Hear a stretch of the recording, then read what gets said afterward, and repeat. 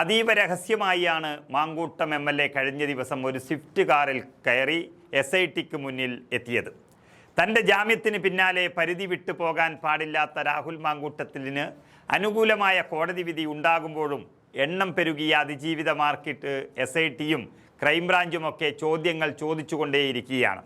തെളിവുകൾ ശേഖരിച്ചുകൊണ്ടേയിരിക്കുന്നു.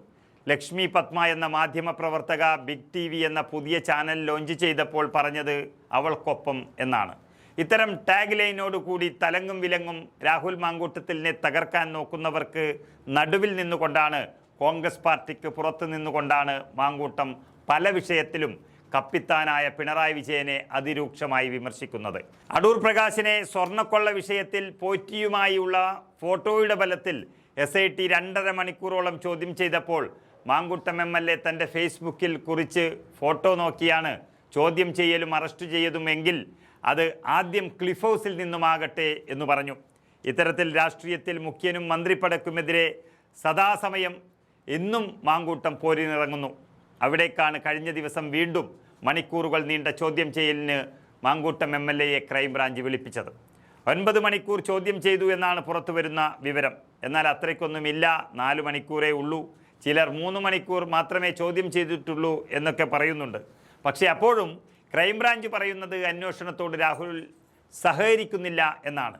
അതേസമയം വിവാഹ വാഗ്ദാനം നൽകി പീഡിപ്പിച്ചു എന്നോ മറ്റോ പേരിൽ കേസും കൂട്ടവുമായി വരേണ്ട എന്ന സുപ്രീം കോടതി വിധിയുമൊക്കെ രാഹുലിന് അനുകൂലമാവുകയാണ്. എന്നാൽ ഇപ്പോഴത്തെ ചോദ്യം ചെയ്യലിൽ പീഡനം നടന്നുവെന്നാരോപിക്കപ്പെടുന്ന കാലയളവിൽ രാഹുൽ മാങ്കൂട്ടം ഉപയോഗിച്ചിരുന്ന മൊബൈൽ ഫോണുകൾ ഹാജരാക്കാൻ അന്വേഷണ സംഘം ആവശ്യപ്പെട്ടിരുന്നു.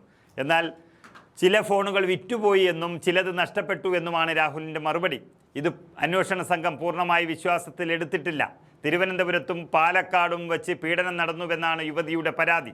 യുവതി ഗർഭിണിയായതോടെയാണ് സംഭവം പുറം ലോകമറിഞ്ഞതും കേസായതും. ഹൈക്കോടതി അനുവദിച്ച ഇടക്കാല ജാമ്യത്തിൻ്റെ വ്യവസ്ഥയനുസരിച്ചാണ് രാഹുൽ മാങ്കൂട്ടം ഹാജരാകുന്നത്. വൈദ്യപരിശോധനയ്ക്ക് ശേഷം വൈകുന്നേരം 4 മണിയോടെയാണ് അദ്ദേഹത്തെ വിട്ടയച്ചത്.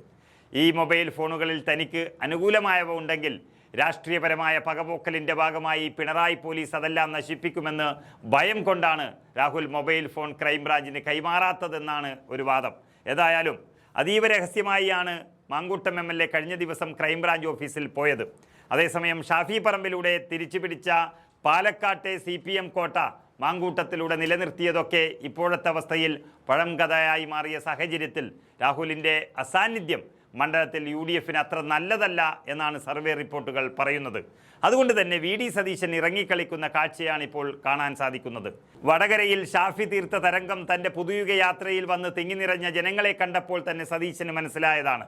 അതിന് പിന്നാലെയാണ് ഷാഫിയുടെ പഴയ തട്ടകമായ പാലക്കാടും ഗംഭീര സ്വീകരണമാണ് പുതുയുഗ യാത്രയ്ക്ക് കിട്ടിയത്. ഇവിടെ മാങ്കൂട്ടത്തിന് പകരം തികച്ചും പ്രൊഫഷണലായ കണ്ണൻ ഗോപിനാഥിനെ ഇറക്കാനും കോൺഗ്രസിനുള്ളിൽ പ്ലാനുകൾ ഉണ്ട്. മെട്രോമാനെ ഇറക്കി പരീക്ഷിച്ച BJPക്ക് ബദലായിട്ടാണ് ഈ തെരഞ്ഞെടുപ്പിൽ കണ്ണൻ ഗോപിനാഥൻ എന്ന പഴയ IASകാരനെ കോൺഗ്രസ് ഒരുപക്ഷെ പരീക്ഷിക്കാൻ ഇറങ്ങുന്നത്. അവിടേക്കാണ് VD സതീശൻ്റെ പുതുയുഗ യാത്രയും എത്തിയിരിക്കുന്നത്.